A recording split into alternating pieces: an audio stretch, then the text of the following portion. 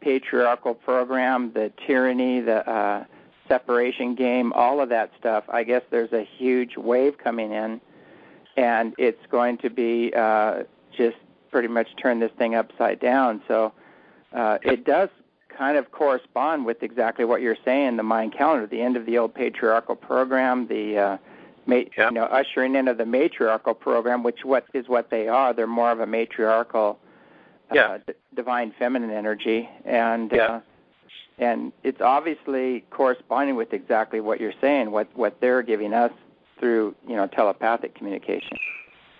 Yes, and telepathic communication often captures these things that are in the spiritual winds, which I believe ultimately originate from the 5 points in the tree of life that the Mayan calendar describes. But I want to also go into what you're bringing up here, the return of God, because I think that's what you're saying, that's what these telepathic communications are implying, and that's, to me, that is really what is coming with the 9th wave. And I look upon this 7th day or the 8th wave as something that we need to go through a step to create a foundation from which we can climb to the 9th wave. I'm not saying you should not do this or you should do that, but in the big scale of things, I think this is the order of how it's planned. And that we first need to create this balance in between our forces, and then there is another step, the 9th wave, that we may already now engage in, but still that will bring this unity consciousness or God consciousness. And I like to talk about that because you mentioned, of course, this. Whenever somebody talks about God, it really implies my God and not your God, or all these kind of things. And really, I don't think God is something that could ever be spoken of. As soon as you spoke of it as a defined thing, you have limited it and in an inappropriate way, because that's then you no longer capture the sense of infinity, the allness of the God. But the way I look upon it is that when it comes to the human relationship to God, it's gone through several phases that has to do with the kind of consciousness that each of these waves of the Mayan calendar is creating. So there was a time, starting 5,000 years ago, when you can see the very beginnings of the biblical ideas and so forth, when God was like a man, as you're saying, and not always a nice guy, but a man, a person, a definable person, a patriarchal ruler that set up laws.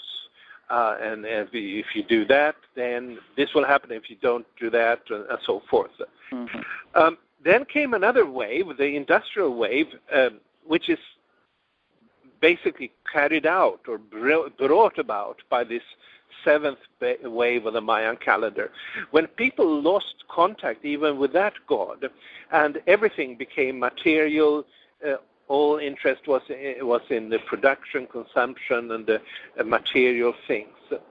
Now, in the 8th wave, the galactic underworld, we are coming back to see the spiritual. We are finding there are channels through which spirituality is becoming evident to us.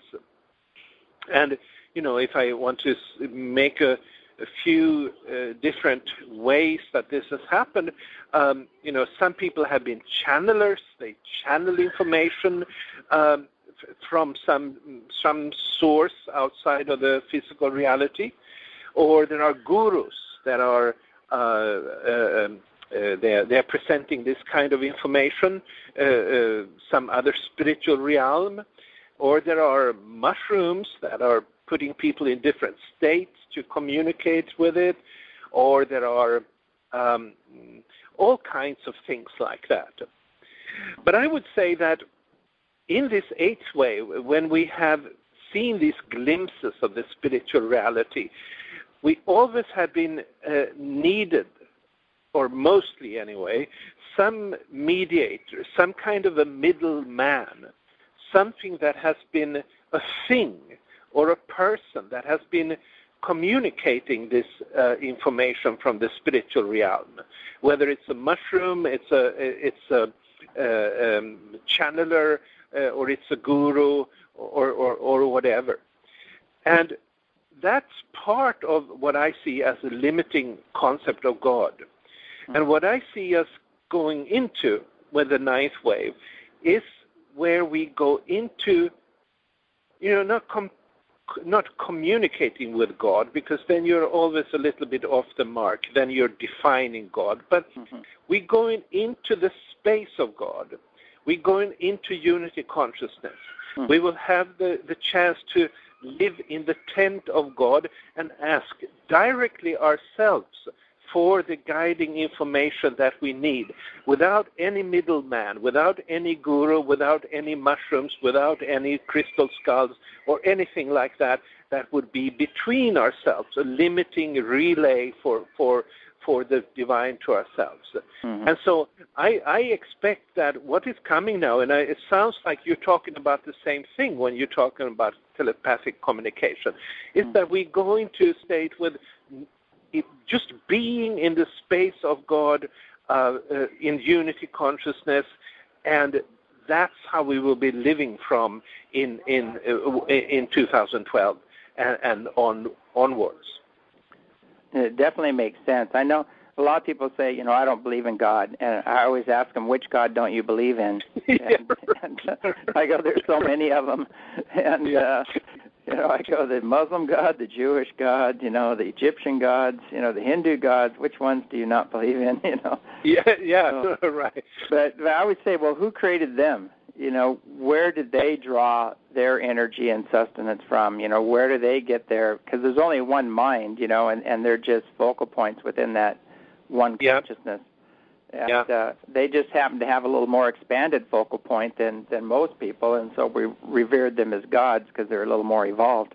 But, that same consciousness is within each and every person, and we can expand that and become one with the one consciousness that encompasses, all consciousness on all planes and dimensions throughout the multiverse. Or we can run around as a little body and a personality, which seems to be what's going on right now on the planet. It's like that's right. A lot of run amok separation programs and egos doing things that for those little green pieces of paper, without really thinking what they're doing and how it's going to affect the whole, or even affect their own karmic consequences coming down the road. Right. Yes. That's definitely the case. Yeah, but this seems to be the rectifier, you might say. Now, I don't want to say it's a punishing energy, but what they've been telling us is that they talk about this force, this frequency, this force, this higher consciousness and energy, and they say too, to try to define this thing is ludicrous. You can't do it. It's far beyond anything. But But in a way, what I'm understanding is that there's this wave, this frequency coming through, and it's kind of a compression wave. And being that each one gets shorter, to me, these waves, as you move up into the higher frequencies, the waves are shorter. Yes. And they are more powerful. And so it seems like they're also going to compress time. The action-reaction principle is going to be compressed, or karma, whatever you want to call it. So that's good put. Yeah. Well said. Yeah. And so it seems as though there's this huge wave coming in, this compression wave, that's exponential, and that makes sense to me. That would be how you would put an end to the old patriarchal program of separation, the war, and all the disease profiteers and everything else that's going on here. It's going to have to come from something really big and something beyond, this physical reality to to shift, what is so entrenched right now on the planet. Yes. But it ties into. But I just want to add to that. What you say there. I don't believe it's a punishing energy, and I fully agree with that. I don't think there is any punishment from the divine source. But what I do think, though, is that the divine has a plan in mind. The whole universe was designed in order to have a certain Garden of Eden-like end result.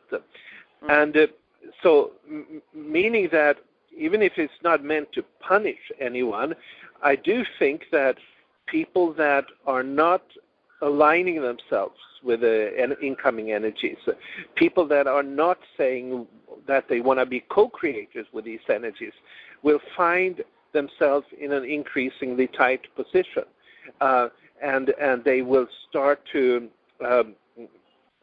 maybe feel that they are being punished. That's just in their maybe in their experience, because they have not aligned themselves with a higher plan. But I do believe the plan is not, it doesn't have time to wait for what we as our egos may want. It's designed for the good of the whole system, of the all.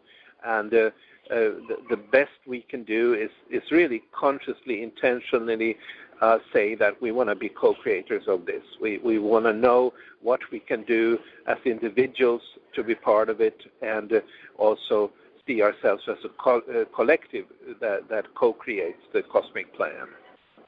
Mm-hmm. Yeah, I've always told people resistance is futile, because these frequencies coming in are, there is, as you're saying, there is a divine plan, and it's a plan that it's just this high frequency love and joy and bliss, and it's a healing frequency.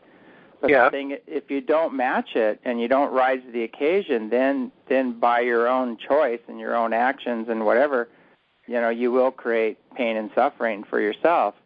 If you want to continue on this other path of separation and greed and this reckless greed that's going on right now, there will be a consequence to that.